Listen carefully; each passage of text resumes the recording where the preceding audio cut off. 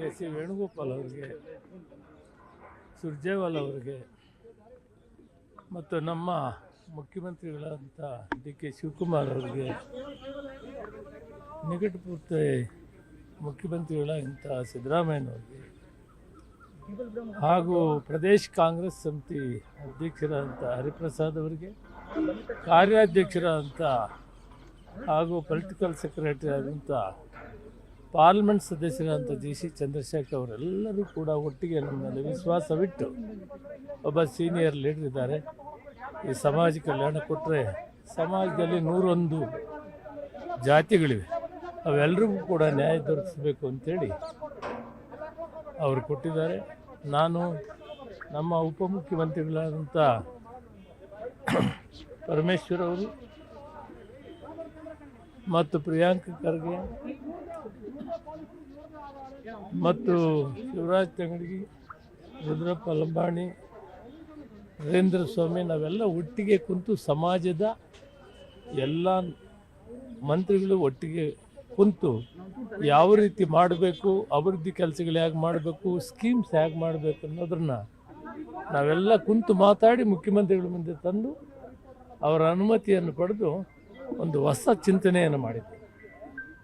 ಈ ರಾಜ್ಯದಲ್ಲಿ ಈ ಸಮುದಾಯಗಳಿಗೆ ಯಾವ ರೀತಿ ಅಭಿವೃದ್ಧಿ ಮಾಡಿದರೆ ಶಾಶ್ವತವಾಗಿ ಅವರು ಬಿಲೋ ಪಾವರ್ಟಿ ಲೈನಿಂದ ಮೇಲೆ ಬರ್ತಾರೆ, ಇವರು ಶಾಶ್ವತವಾಗಿ ಬದುಕನ್ನು ರೂಪಿಸ್ಕೊಳ್ತಾರೆ, ಅವರ ಮುಂದಿನ ಭವಿಷ್ಯದಲ್ಲಿ ಮತ್ತೆ ಸರ್ಕಾರ ಮೇಲೆ ಅವಲಂಬಿಸ್ದಿರ ಜೀವನವನ್ನು ಮಾಡೋದಕ್ಕೆ ಏನು ಮಾಡಬೇಕು ಅನ್ನೋದು ನಾವು ಉಪಮುಖ್ಯಮಂತ್ರಿಗಳ ನೇತೃತ್ವದಲ್ಲಿ ಸಭೆಯನ್ನು ಮಾಡಿಕೊಂಡು ಮುಖ್ಯಮಂತ್ರಿಗಳ ಗಮನಕ್ಕೆ ತಂದು ನಾವು ತೀರ್ಮಾನ ಮಾಡ್ಕೊಳ್ತೀವಿ.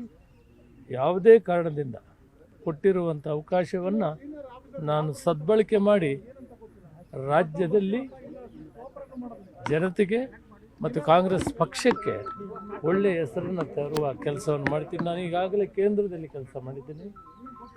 ಸುಮಾರು 30 ವರ್ಷಗಳ ಕಾಲ ಭಾರತ ಸರ್ಕಾರದಲ್ಲಿ ಪಾರ್ಲಿಮೆಂಟಲ್ಲಿ ಕೆಲಸ ಮಾಡ್ಕೊಂಬಂದಿದ್ದೀನಿ. ನನಗೆ ಈ ಕೆಲಸ ಮಾಡೋದೇನು ಅಷ್ಟು ಕಷ್ಟ ಅಂತನಲ್ಲ, ಆದರೆ ಎಲ್ಲರನ್ನೂ ವಿಶ್ವಾಸ ತಗೊಂಡು ಮತ್ತೆ ಫೈನಲ್ ಆಗಿ CM ಅವ್ರನ್ನ ಗಮನಕ್ಕೆ ತಂದು ಈ ಕೆಲಸಗಳನ್ನು ಮಾಡ್ತೇನೆ. ಒಳ್ಳೆಯ ಕೆಲಸ ಮಾಡೋ ಅವಕಾಶ ಕೊಟ್ಟಿದ್ದಾರೆ. ಮಾಡಿದಂಥ ಹೈಕಮಾಂಡು ಮತ್ತು ಇಲ್ಲಿನ ಎಲ್ಲರಿಗೂ ಕೂಡ ನಾನು ಅಭಿನಂದನೆ ಸಲ್ಲಿಸ್ತೇನೆ, ಕೃತಜ್ಞತೆಗಳನ್ನು ಸಲ್ಲಿಸ್ತೇನೆ. ಸರ್, ಖಾತೆ ಹಂಚಿಕೆ ವಿಚಾರದಲ್ಲಿ ಎಲ್ಲ ಸಚಿವರುಗಳು ಸಹಮತ ಇದೆಯಾ ಸರ್? ಅದು ಅವರವ್ರನ್ನೇ ಕೇಳಬೇಕು. ಕೆ.ಸಿ. ವೇಣುಗೋಪಾಲ್ ಅವರಿಗೆ, ಸುರ್ಜೇವಾಲ್ ಅವರಿಗೆ ಮತ್ತು ನಮ್ಮ ಮುಖ್ಯಮಂತ್ರಿಗಳಾದಂಥ ಡಿ.ಕೆ. ಶಿವಕುಮಾರ್ ಅವರಿಗೆ,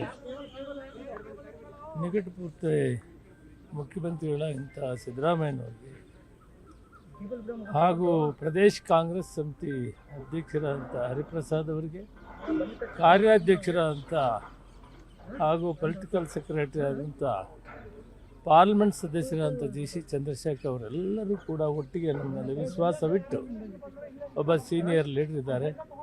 ಈ ಸಮಾಜ ಕಲ್ಯಾಣ ಕೊಟ್ಟರೆ ಸಮಾಜದಲ್ಲಿ 101 ಜಾತಿಗಳಿವೆ, ಅವೆಲ್ಲರಿಗೂ ಕೂಡ ನ್ಯಾಯ ದೊರಕಿಸಬೇಕು ಅಂತೇಳಿ ಅವರು ಕೊಟ್ಟಿದ್ದಾರೆ. ನಾನು ನಮ್ಮ ಉಪಮುಖ್ಯಮಂತ್ರಿಗಳಾದಂಥ ಪರಮೇಶ್ವರ್ ಅವರು ಮತ್ತು ಪ್ರಿಯಾಂಕ್ ಖರ್ಗೆ ಮತ್ತು ಶಿವರಾಜ್ ತಂಗಡಗಿ, ರುದ್ರಪ್ಪ ಲಂಬಾಣಿ, ನರೇಂದ್ರ ಸ್ವಾಮಿ ನಾವೆಲ್ಲ ಒಟ್ಟಿಗೆ ಕುಂತು ಸಮಾಜದ ಎಲ್ಲ ಮಂತ್ರಿಗಳು ಒಟ್ಟಿಗೆ ಕುಂತು ಯಾವ ರೀತಿ ಮಾಡಬೇಕು, ಅಭಿವೃದ್ಧಿ ಕೆಲಸಗಳು ಹೇಗೆ ಮಾಡಬೇಕು, ಸ್ಕೀಮ್ಸ್ ಹೇಗೆ ಮಾಡಬೇಕು ಅನ್ನೋದನ್ನು ನಾವೆಲ್ಲ ಕುಂತು ಮಾತಾಡಿ ಮುಖ್ಯಮಂತ್ರಿಗಳ ಮುಂದೆ ತಂದು ಅವರ ಅನುಮತಿಯನ್ನು ಪಡೆದು ಒಂದು ಹೊಸ ಚಿಂತನೆಯನ್ನು ಮಾಡಿದ್ದೆ.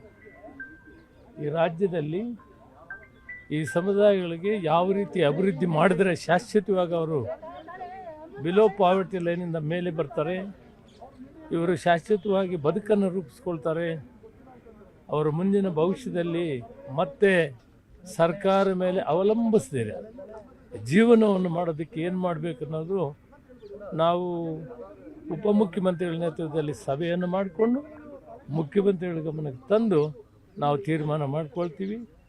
ಯಾವುದೇ ಕಾರಣದಿಂದ ಕೊಟ್ಟಿರುವಂಥ ಅವಕಾಶವನ್ನು ನಾನು ಸದ್ಬಳಕೆ ಮಾಡಿ ರಾಜ್ಯದಲ್ಲಿ ಜನತೆಗೆ ಮತ್ತು ಕಾಂಗ್ರೆಸ್ ಪಕ್ಷಕ್ಕೆ ಒಳ್ಳೆಯ ಹೆಸರನ್ನು ತರುವ ಕೆಲಸವನ್ನು ಮಾಡ್ತೀನಿ. ನಾನು ಈಗಾಗಲೇ ಕೇಂದ್ರದಲ್ಲಿ ಕೆಲಸ ಮಾಡಿದ್ದೀನಿ.